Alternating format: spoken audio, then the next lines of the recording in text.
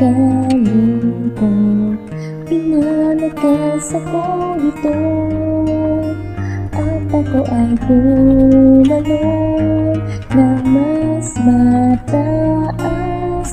Mga gagana pang umuulit lang, ating mabilang nahimik sa mga tala.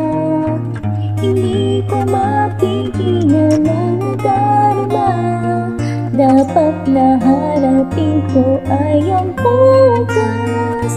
Hindi naman kung ang mundo na nagbukas sa harap ko'y panaginip lang pala iyon. Kahit kumala pa ako, sa puso ko'y